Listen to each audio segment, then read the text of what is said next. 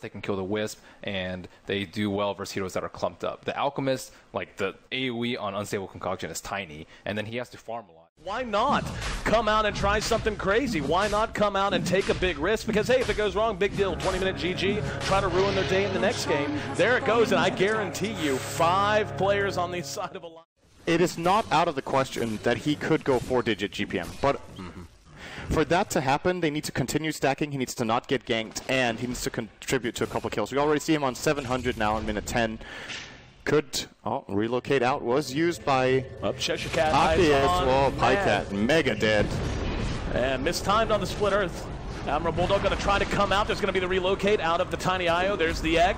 They're going to peck away at it. Will they manage to get it? They will not. That's a huge overcommitment from chshrct in particular, but he's going to be able to scurry away. Sunlight, not so lucky. Trying to get a kill on Akke before he drops. Not so fortunate. Behind that, chshrct manages to track down the Phoenix, so at the very least putting good use of the time against Elk. No, I completely agree with you. For that reason, as well as just look at what you're up against. You're up against the Weaver, and you mentioned this during the pregame.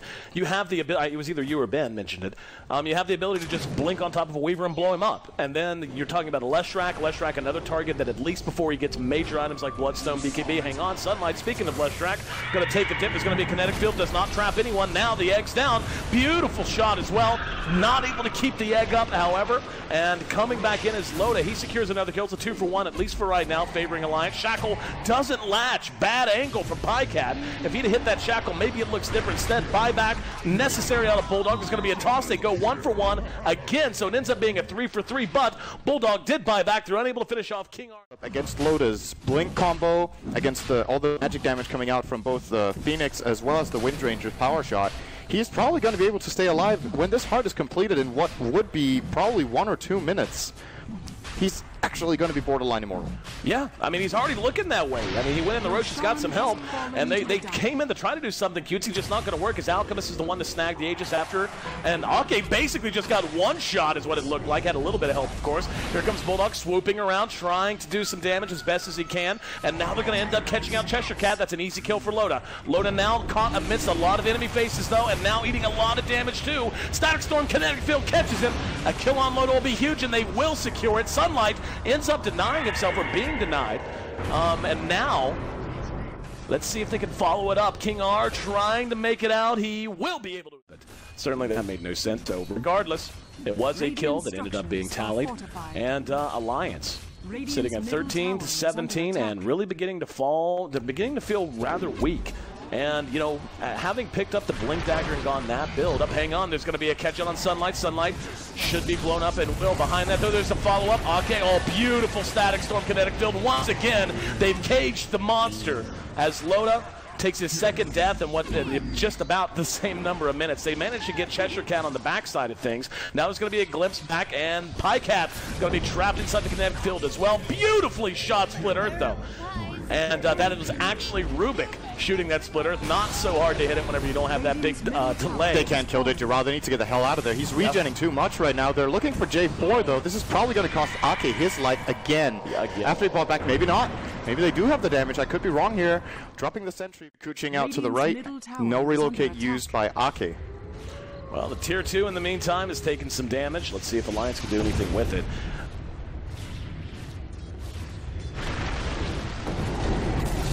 Wow, 21 kills in the first 8 minutes on the other stream. We got a few kills on the way right now as Loda once again did not get caught inside of that Static Storm this time, but ate a lot of damage. He's going to turn back around and try to get something done, but he dies instead. Now Dirty Raw eating some damage, may end up dropping, but he's not going to mind even if he does. He's got his Aegis, and that'll just regen him and make him ready to go to fight once more. And yeah, they still just can't bring him down. Now there's the charge. Pajkatt, who has played well to this point, hanging around way too long. Aegis will end up dropping, but auto attack, no! Earn, this is close, he will. Oh, one of the last and they glimpse Akke too! Yeah, there's a tether to get him back to safety, but PR is absolutely to boot, so at the very least here for Alliance, they do manage to grab the kill on the Alchemist and get the Aegis out of the way, but I think that was not too far from expiring anyway. It actually would have expired shortly after, I do believe, as it's going to be respawning already in 3 minutes, the Roshan. Bottom lane, chshrct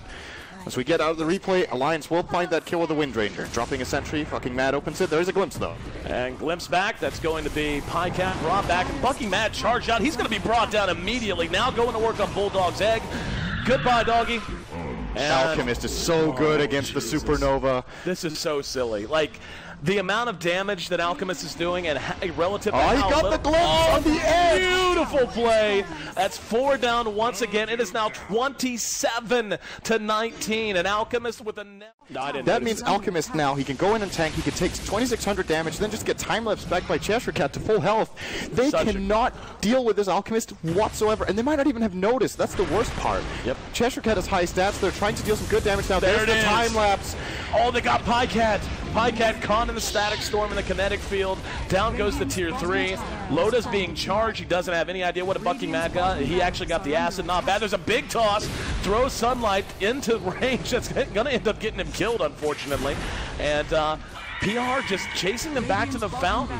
There's going to be a Shiva's good toss by Loda. Let's see. Can they follow it up? chshrct eating the last little bit of damage from the Sun Ray there. Oh, beautiful Shachlo shot. That's going to give him at least 1, if not 2. It will be 2. And now there's going to be the telekinesis from the Rubick.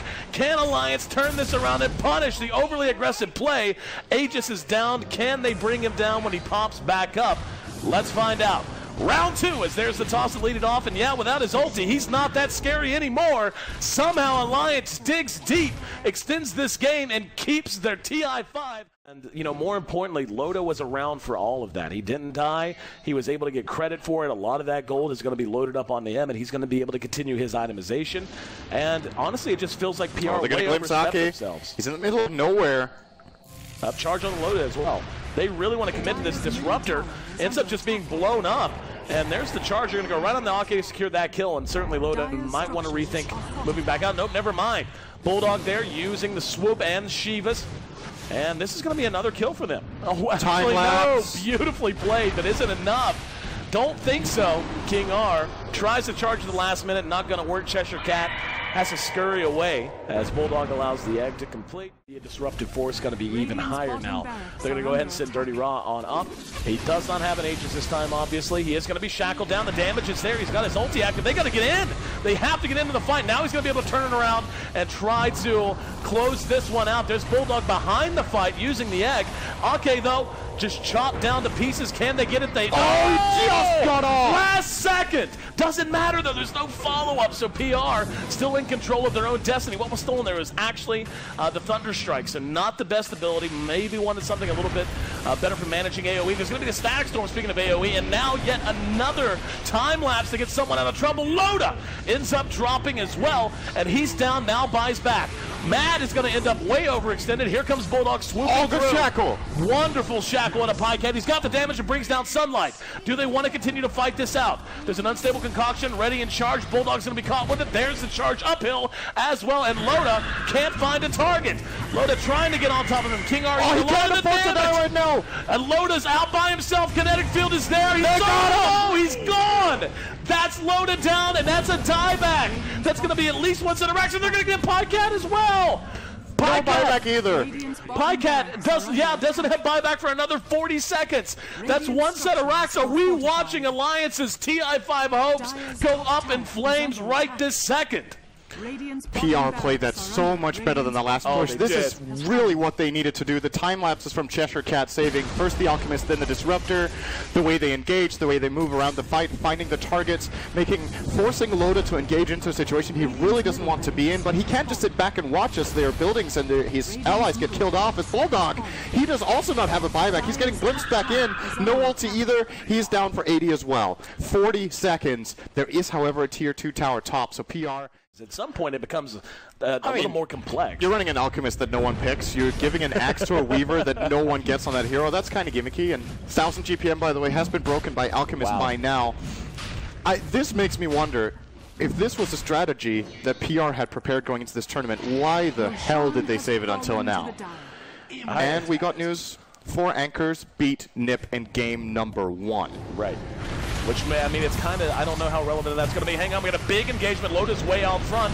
Bulldog is going to manage to get the Supernova off completely. No, they didn't actually. He didn't get it off. It looked like it was going to be another one of those moments like we saw at bottom, where it's going to be by the skin of his teeth, just in that last little tick. Unfortunately for Alliance, 3 more are down. None are down on the side of PR. Another good Shachlo. Too little, too late. That's a triple kill for chshrct. And the only reason Rubick's still alive is because he managed to swipe. They got a Roche before minute 0. They got the highest GPM in the compendium predictions as well. People's compendiums as well. Like, maybe they're just doing it. I mean, if so, that's the best thing ever. There are so many style points to be won here, but I actually feel like the strategy they're showing in this game is super good. And I was talking to Hani about this today, a couple of hours ago, how Alchemist could absolutely work right now. But it's not being utilized by anyone in the farming role because you're scared of giving back the gold and not having an impact. PR showcasing, if you leave a safe lane Alchemist to just free farm, they also got the level 1 Roche. We can't take that out of the equation. It is important. Oh, it's huge. If you leave an Alchemist like that to free farm, you need to have a solution for that kind of problem. And I think, in hindsight, Alliance, they made the wrong lane call. They need to deal with this Alchemist. They should have probably run maybe an aggressive tri lane. I don't know, Rubick.